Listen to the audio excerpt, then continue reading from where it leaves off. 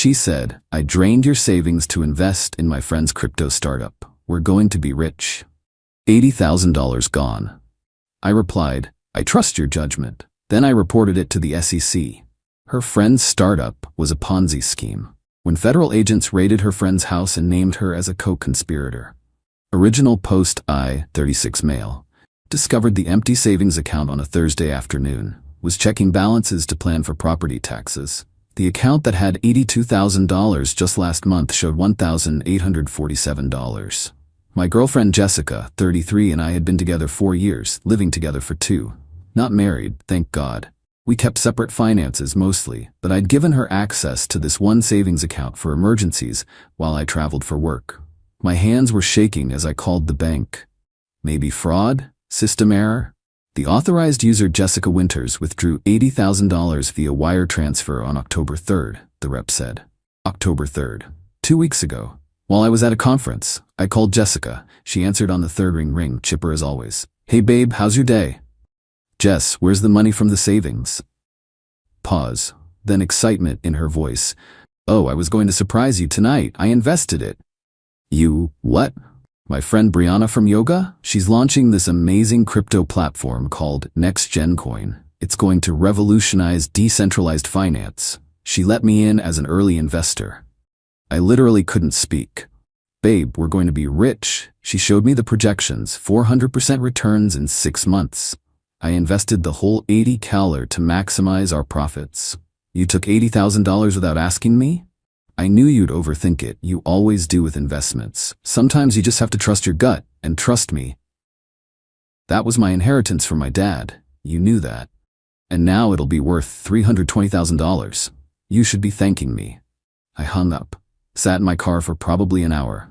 Then I Googled NextGenCoin crypto platform. Nothing. Absolutely nothing. Googled Brianna Matthews cryptocurrency. Found her Instagram. Full of motivational quotes, pictures of rented Lamborghinis, and posts about financial freedom.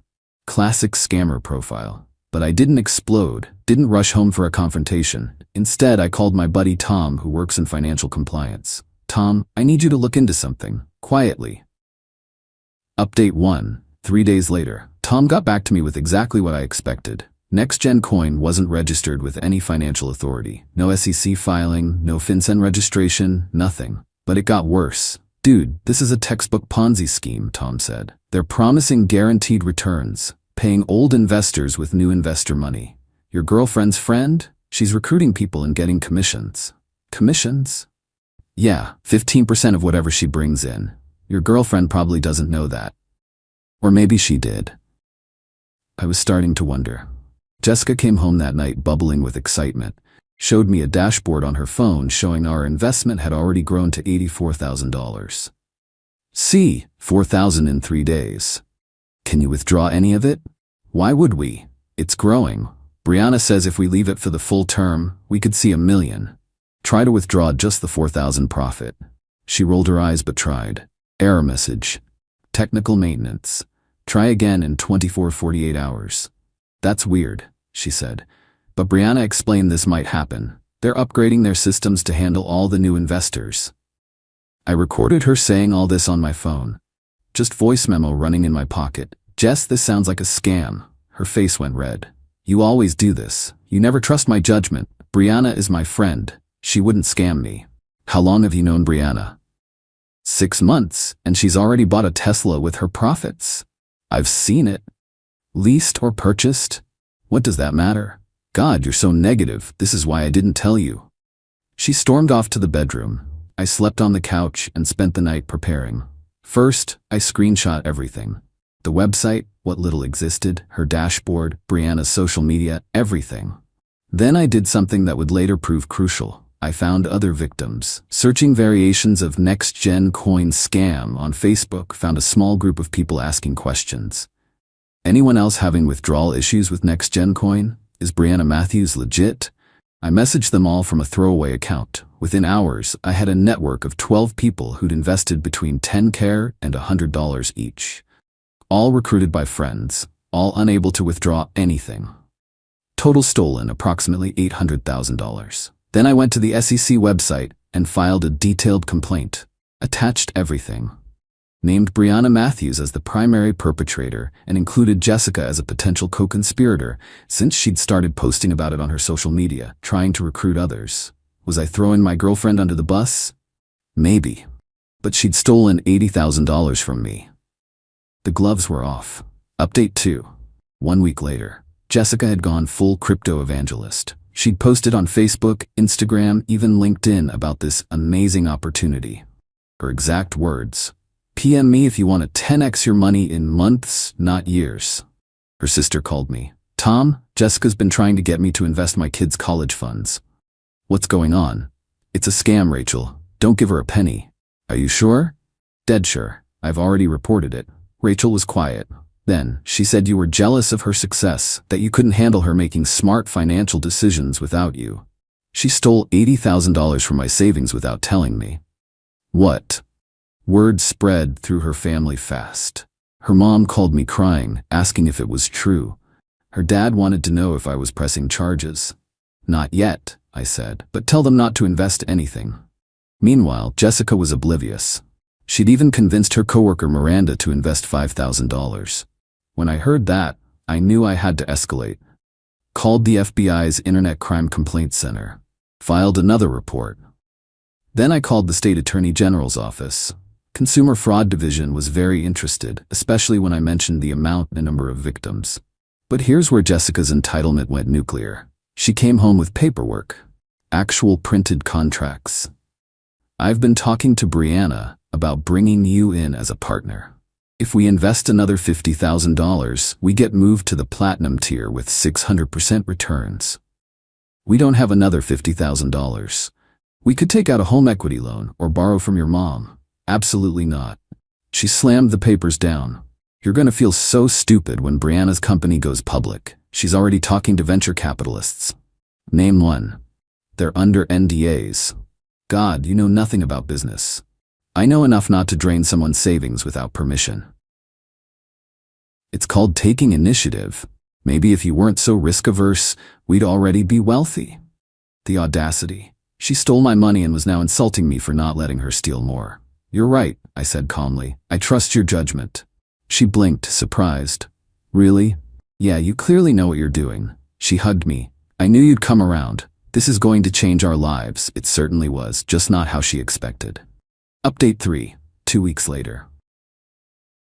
The SEC moves slower than you'd think, but the state AG's office? They were on it. Especially after I connected them with the other victims who'd all filed complaints. Jessica was still riding high, posting daily updates about building wealth and investing in your future. She'd even started a YouTube channel, Crypto Queen Jessica. Had maybe 40 subscribers, but she acted like she was the next financial guru. Brianna, meanwhile, was escalating. She announced a conference for all next-gen coin investors. $500 per ticket, but that would be credited toward your investment. Jessica bought 2 tickets without asking me. "It's in Miami. We can make it a vacation." "I'm not going." "Why are you being like this?" "Brianna says negative energy affects the blockchain algorithm." I almost laughed. "The blockchain algorithm?" "Yes, it's all about positive manifestation combined with revolutionary technology." She'd drunk the entire pitcher of Kool-Aid. The conference was in 3 weeks. I marked my calendar, but not for the reasons she thought. That night, while Jessica was at her next-gen coin success mindset Zoom meeting, yes, that was a real thing, I got an email that made my heart race. From SEC.enforcement, sa.gov, subject, Complaint number 224-103847. Dear Mr. Morrison, we have reviewed your submission and have opened a formal investigation into NextGen Coin and associated parties. An investigator will contact you within 48 hours. Do not alert the subjects of this investigation. I deleted the email after saving it to my cloud storage. Jessica was in the living room, laptop open, taking notes while Brianna talked about revolutionary passive income streams. I could see Brianna on the screen. Designer clothes, perfect makeup, sitting in what looked like a mansion. All funded by people like Jessica, by my money. Update 4, 3 weeks later. 2 days before the Miami conference, things moved fast. Thursday morning, 6 a.m., Jessica was still asleep. My phone rang. Unknown number. "Mr. Morrison, this is Special Agent Diana Powell with the FBI. We're working with the SEC on the next-gen coin investigation. Can you come to our field office today? I went. Spent 4 hours being interviewed, providing documentation. They had everything. Bank records, showing money flowing from victims to Brianna's accounts, then to offshore accounts, then back to her personal shopping and lifestyle. Your girlfriend received a $12,000 commission for recruiting Miranda Walsh, Agent Powell said, sliding a paper across the table. My stomach dropped. Jessica got commissions? 3 so far. Total of $18,500. Did you know about this? No. She's been classified as a co-conspirator. We have warrants ready. The raids will happen tomorrow morning. Raids? Brianna Matthews' residence and the next-gen coin office. Your girlfriend will likely be arrested too. I sat there, processing. Jessica hadn't just been scammed. She'd become part of the scam. What should I do? Act normal. Don't tip her off. And Mr. Morrison, you might want to separate your remaining finances immediately.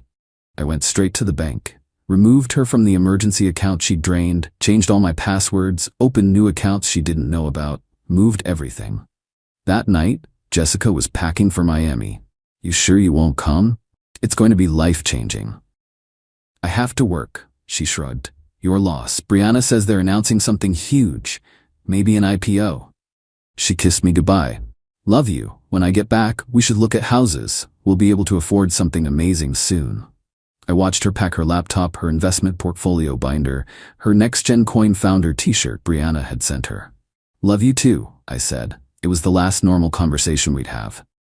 Update 5 the next day. I called in sick to work and waited. 9:17 a.m. Jessica called. She was screaming. What did you do? What the hell did you do? What's wrong?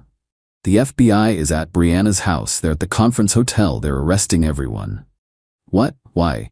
Don't play dumb. They said someone reported us. It was you, wasn't it? Reported what, Jess? Your legitimate investment? Silence.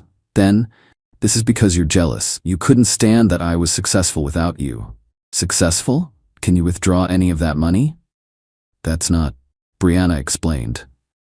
Did you know you were getting commissions? Longer silence. It was a referral bonus. That's normal.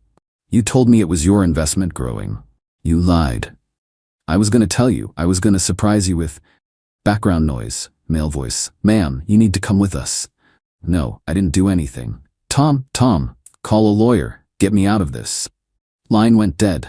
I did call a lawyer, for myself, to make sure I wasn't liable for any of her crimes, and to start the process of recovering what I could from the assets that would be frozen. By noon, it was all over the news. FBI raids cryptocurrency Ponzi scheme, 47 arrests made.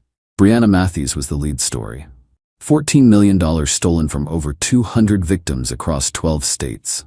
Jessica was named as one of 17 recruitment coordinators who'd earned commissions for bringing in new victims.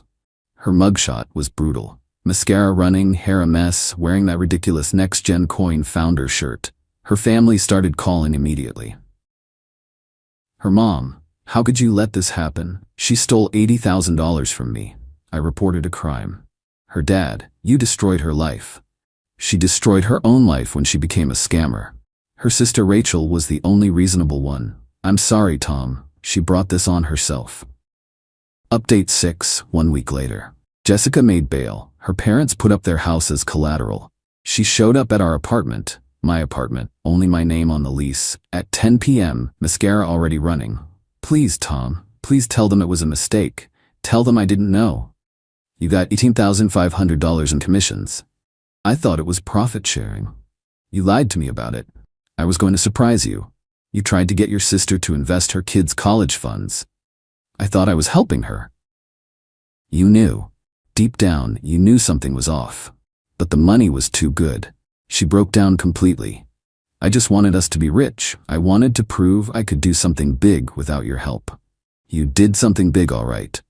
Federal crimes are pretty big. This is your fault. If you just supported me, get out. This is my home too. No, it's not. Your name isn't on the lease. You have no legal right to be here. Leave now or I call the cops. You wouldn't. I pulled out my phone and dialed 911. She ran. Her lawyer, public defender, reached out the next day. They wanted me to testify that Jessica was manipulated, that she didn't understand what she was doing. Will you help her? No. She could go to prison for 3 to 5 years. Then she should have thought about that before stealing my inheritance and scamming others. The entitlement didn't stop. Jessica's mom called me crying, begging me to help.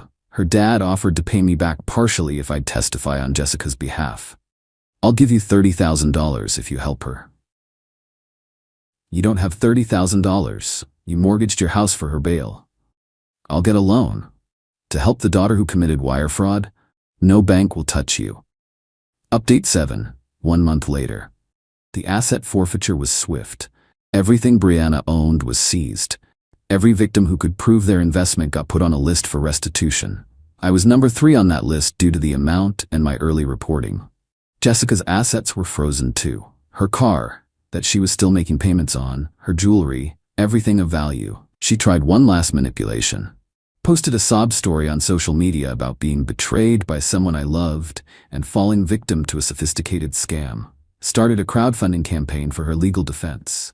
It raised $234 before being shut down for violating the platform's terms about funding legal defense for financial crimes. The other victims weren't sympathetic either. Miranda, her co-worker who'd lost $5,000, posted, "Jessica knew. She convinced me to invest my mother's cancer treatment fund. I hope she rots." Jessica's professional life imploded. She was fired from her marketing job immediately.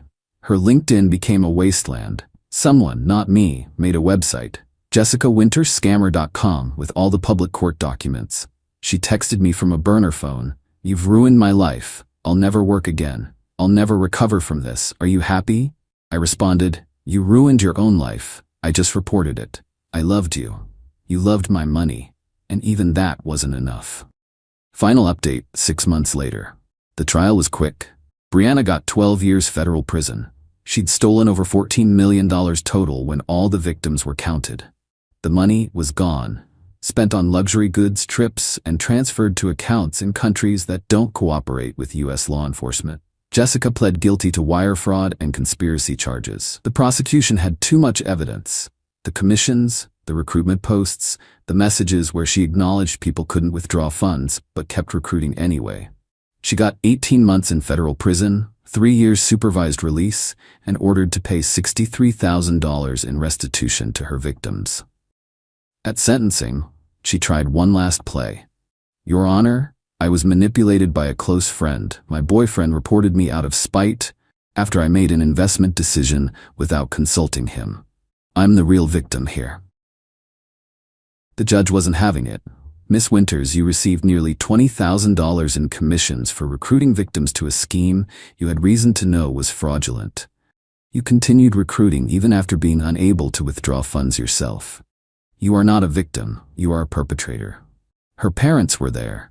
They looked broken. They'd spent their retirement savings on her lawyer, put their house up for bail, and their daughter was still going to prison.